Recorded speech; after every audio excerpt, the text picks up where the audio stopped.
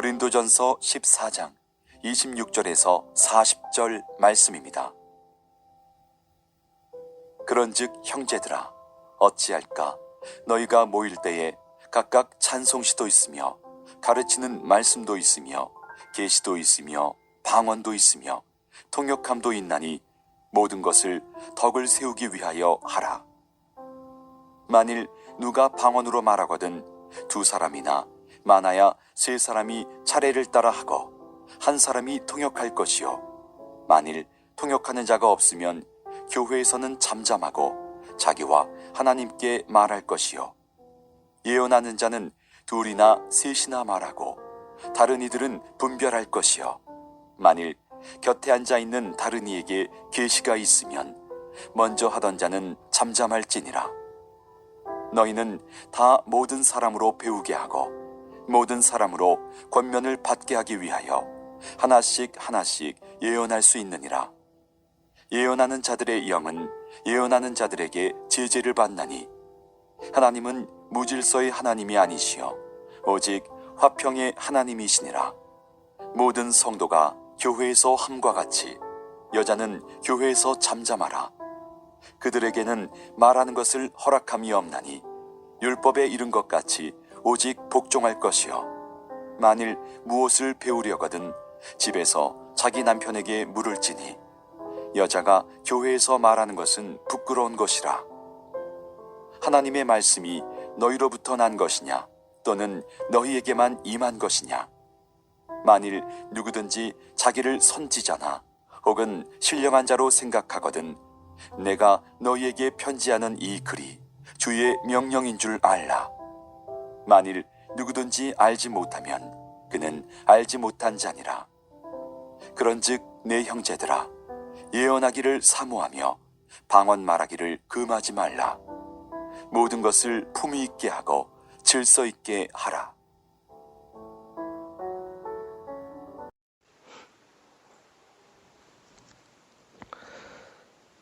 바울이 고린도전서를 통해서 특히 고린도전서 14장을 통해서 교회의 덕을 세우라고 하십니다. 우리가 교회의 덕을 세워야 되는데 어떤 방법으로 교회의 덕을 세우냐면 성령의 은사로서 성령의 은사를 받아가지고 그것을 사용함으로써 교회의 덕을 세우라고 하십니다.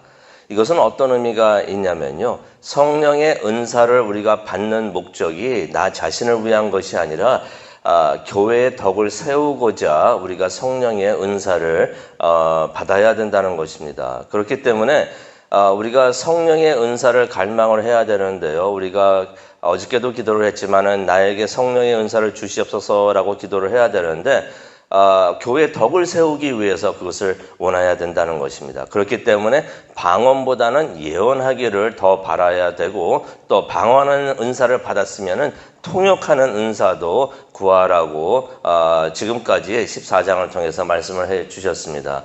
모든 것이 은사들을 통해서 교회가 도움을 받을 수 있도록 교회가 도움을 받는다는 것은 우리 주변에 있는 다른 사람들이 도움을 받기 위해서 그러니까 성령의 은사가 나를 위해서 하나님께서 주시는 것이 아니라 나 주위에 있는 사람들을 위해서 하나님께서 주시는 것이라는 것을 우리가 깨달을 수가 있는데요. 오늘 본문 말씀 고린도전서 14장 26절에서 40절의 말씀 우리가 계속해서 보겠는데요. 바울이 계속해서 은사를 사용하며 교회의 덕을 세우는 방법에 대해서 말씀을 해주고 계십니다. 그런데 오늘 말씀을 두 가지로 요점을 우리가 볼 수가 있는데요. 중요한 말씀이 구절이 되겠습니다. 밑줄 그시면 좋을 것 같아요. 오늘 말씀의 요점이 되는 두 가지의 구절이 되겠는데요. 첫 번째는 바울이 이야기하고자 하는 것이 무엇이냐면 고린도전서 14장 26절입니다. 14장 26절에 보면은 바울이 이런 말을 합니다. 모든 것을 덕을 세우기 위해서 하라. 이게 참 중요합니다. 모든 것을 덕을 세우기 위해, 교회의 덕을 세우기 위해서 하라라고 하십니다. 그리고 40절을 가기를 원하는데요. 40절을 가니까 모든 일을 적절하게 하고 질서 있게 하라라고 말씀을 해 주시는 것입니다. 고린도전서 14장에 보면은 이거 하라 저거 하라 이렇게 하지 말라 막 여러 가지 말씀이 다 있는데 이것을 딱 정리해 가지고 말씀을 하면은 이 두 절로 우리가 이야기를 할 수 있는 것입니다. 모든 일을 덕을 세우기 위해서 하는데 그것이 적절하고 질서 있게 되어야 한다라고서 바울이 이야기를 하는 것입니다. 여기서 한 단어를 딱 뽑는다면 14장 전체 9절 중에서 40절 중에서 2절만 뽑는다면 26절과 40절을 뽑을 수가 있는데 그 26절과 40절 중에서 가장 중요한 단어 하나를 딱 뽑아라 하면은 어떤 단어가 되냐면은 질서라는 단어인 것입니다. 교회의 질서를 위해서 모든 일을 하라라고 바울이 이야기를 하는 것입니다. 우리가 오늘 말씀을 한번 보기를 원하는데요. 고린도전서 14장 26절을 보게 되면은 당시에는 어떻게 예배를 드렸는가 하는 것을 우리가 볼 수가 있습니다.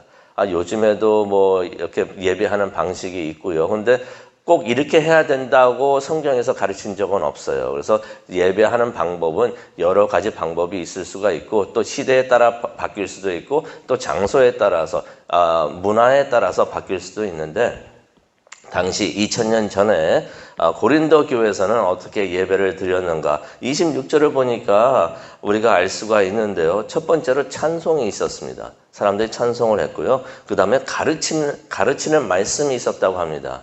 가르치는 말씀이 무엇을 말할까요? 설교를 말하겠죠. 설교하고 또 성경 공부도 있었고요. 그 다음에 방언과 계시를 나누는 시간도 있었다는 것을 우리가 26절을 통해서 보게 됩니다. 누가 일어나가지고 방언을 하면은, 누가 또 다른 사람이 일어나가지고 통역의 은사를 받은 사람이 또 통역도, 했던 것입니다. 그렇게 하고 있었는데 바울이 무슨 말을 하고 있습니까? 26절에 보니까 이 모든 예배 순서가 있는데 이 모든 것이 다 교회의 덕이 되게 하게끔 모든 것을 하라라고서 말씀을 하십니다. 무엇을 의미합니까? 교회 때 이 사람도 이 역할을 맡아가지고 이 일도 하고 저 일도 하고 많은 것을 하고 있는데 자신을 나타내려고 하지 말고 교회의 덕이 되도록 모든 일을 하라라고 말씀을 해 주시는 것입니다. 고린도 교회가 우리가 잘 알고 있듯이 고린도전서만 읽어도 우리가 알 수가 있잖아요. 고린도 교회가 문제가 많았던 교회였습니다. 문제가 많아가지고 시끌벅적했던 그러한 교회였는데요. 그 중에 한 문제가 무슨 문제였냐면 예배가 이루어지는데 질서가 없이 막 이루어졌던 것이에요. 질서가 없이 이 사람 내가 해야 돼 하면서 막 이렇게 나오는 사람이 있고 이렇게 막 질서 없이 막 시끄럽게 예배가 행해졌던 것입니다.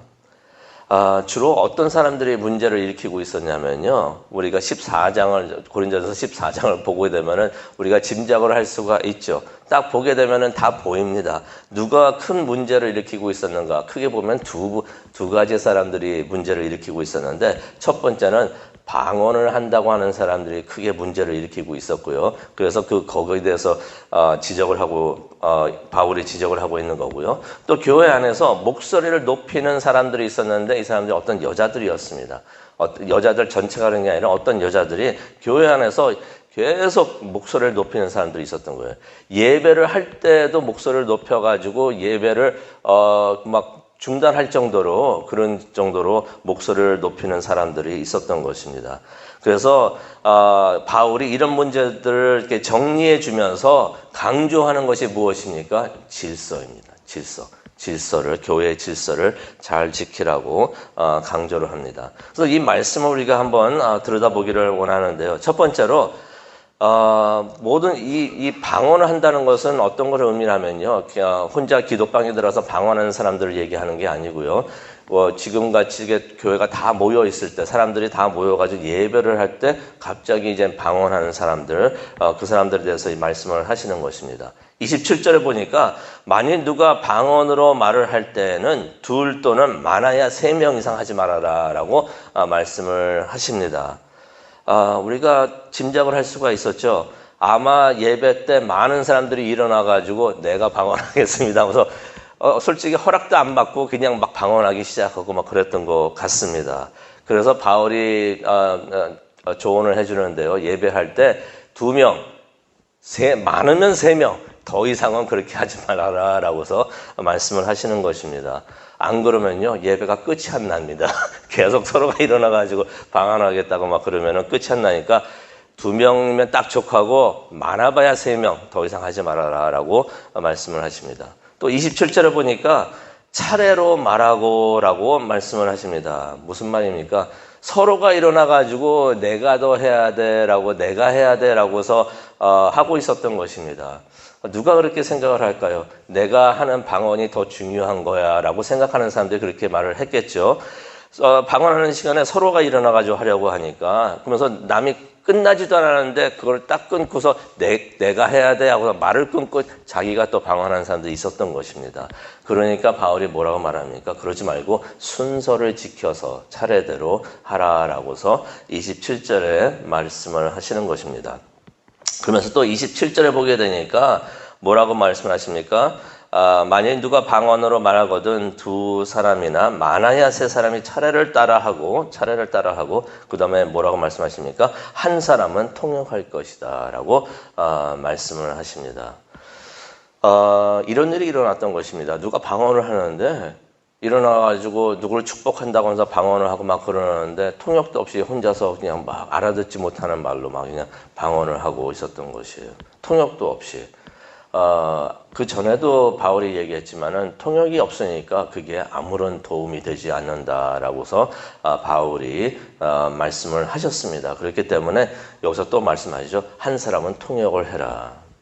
28절에 나오죠. 만약 통역할 사람이 없다면은 그런 통역의 은사를 받은 사람이 그 장소에 없어가지고 통역을 할 수가 없다면은 그 방언하던 사람은 잠잠히 있어라, 가만히 있어라 라고서 잠잠하라 라고 말씀하십니다. 방언하지 말라고 하시는 것입니다. 하지만 방언은 혼자 기도할 때 할 수 있는 것은 우리가 알 수가 있는데요. 예언도 마찬가지입니다. 예언도 마찬가지 있는데 29절에 보니까 2명이나 3명이 하고 다른 이들은 선포되는 예언이 하나님의 말씀인지 판단하라, 분별하라 라고 말씀하십니다.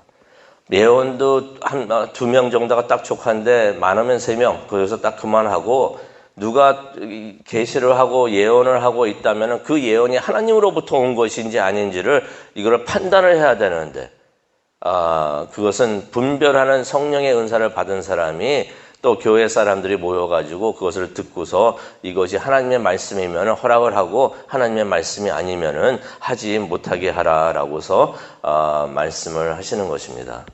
그러면서 30절에 이런 말씀을 하시죠.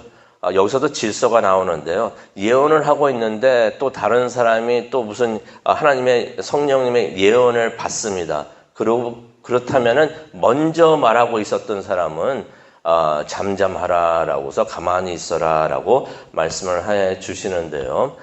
그렇지 않으면은 교회에서 예배할 때 굉장히 시끄러워집니다. 서로가 내 말 하겠다고 막 하면서 목소리를 높이고 하고 그러면은 굉장히 시끄러워지겠죠. 그렇기 때문에 질서를 위해서 어떠한 사람들에게 말씀하십니다. 잠잠하라, 가만히 있어라, 입 닫고 가만히 있어라 라고 말씀을 해 주시는 것입니다. 그러면서 참 중요한 말씀을 32절에 해 주시는데요. 우리가 32절 한번 가기를 원합니다. 32절을 가니까 예언하는 자들의 영은 예언하는 자에게 제재를 받나니. 이게 무슨 말입니까? 예언하고 방언하는 사람은요, 자신이 예언하고 방언하는 것을 컨트롤할 수 있다는 것입니다. 제가 어저께도 말씀드린 것 같은데요. 그런 사람이 있었습니다. 오래전에 일이었었는데, 내가 방언을 하는데, 이거 방언이 막 터지고 있는데, 이거 나 스탑 못 합니다. 이게 비성서적이라는 것이에요. 방언하는 사람은 그 영이 있어가지고, 방언을 한다고 하더라도 그 방언하는 사람이 그것을 컨트롤할 수 있다는 것입니다. 시작하고 멈추는 것을 할 수 있다는 것이에요. 여기 바울이 말씀을 하시죠. 잠잠하라라고 예언하고 방언할 때 잠잠하라라고 말씀하시는데 무슨 말입니까? 스탑을 하라는 것입니다. 스탑을 할 수 있기 때문에 스탑을 하라는 것입니다. 어떤 사람 또 그런 사람이 있을 수가 있습니다. 예언을 하는데 하나님의 영이 와가지고 나한테 말씀하시니까 내가 지금 예언을 해야 됩니다. 라고서 그렇게 말을 하는 사람이 있을 수가 있는데 그것도 스탑하고 시작하고 멈추는 것을 할 수가 있다. 컨트롤하라라고 말씀을 해 주십니다. 왜 그렇게 할 수가 있습니까? 33절에 답이 나오죠. 하나님은 무질서의 하나님이 아니시다.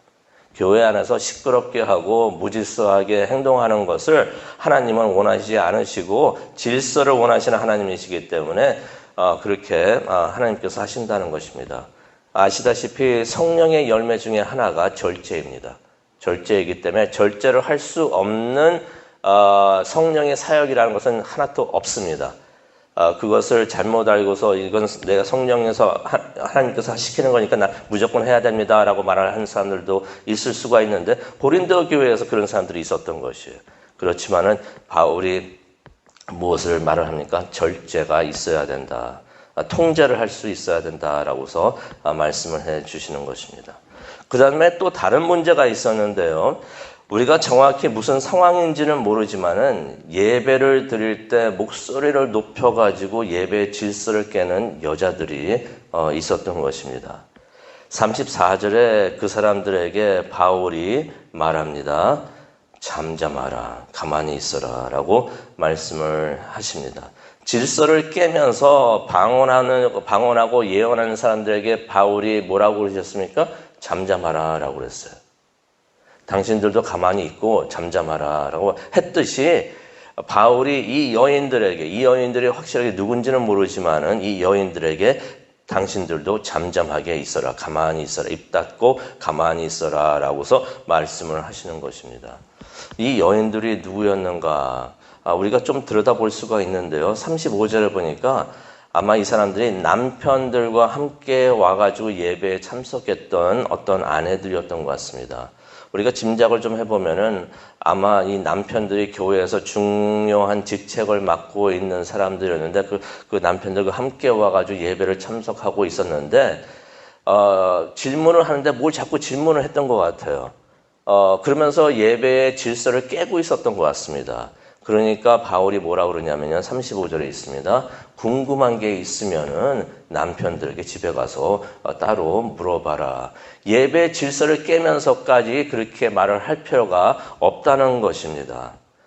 여기서 우리가 한 가지 기억을 해야 되는 것은 바울이 모든 여자들에게 여성 교인들에게 교회에서 잠잠하게 있으라고 말한 것이 절대로 아닙니다. 우리가 어떻게 알 수가 있습니까? 고린도전서 11장 5절을 보게 되면은 여자들이 기도와 예언을 했다라고 그랬어요. 그것을 허락을 하셨습니다. 그러니까 그것을 하는 것을 기도하고 뭐 예언하고 하는 것을 못하게 했던 것이 아니에요. 그것을 했었고요. 그 다음에 고린도 교회에 창립 멤버가 있습니다. 기억하십니까? 누가 고린도 교회를 바울과 함께 교회를 창립을 했습니까? 브루스길라하고 아굴라가 나오죠. 이게 부부였는데요.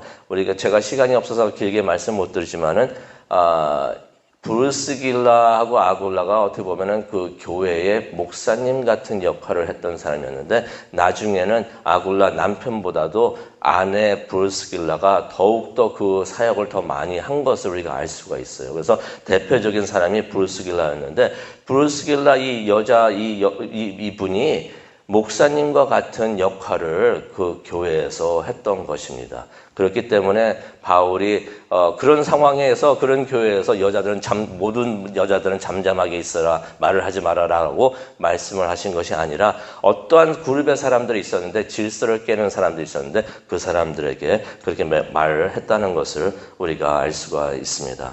그래서 바울이 39절에 보면은 모든 말씀을 마치면서 이런 말씀을 하십니다. 예언하기를 사모하고 방언하기를 금하지 말라. 우리가 기도하는 시간을 지금 갖기를 원하는데요. 우리가 성령의 은사를 받기를 원합니다. 우리가 많은 성령의 은사를 갈망을 하고 또 구해야 하는데 예언하는 것을 우리가 또 사모하고 또 우리가 방언하는 것을 또 우리가 사모했으면 좋겠습니다. 근데 중요한 것은 이것입니다. 모든 것을 교회의 덕이 되게, 교회의 덕을 세우기 위해서 하고요.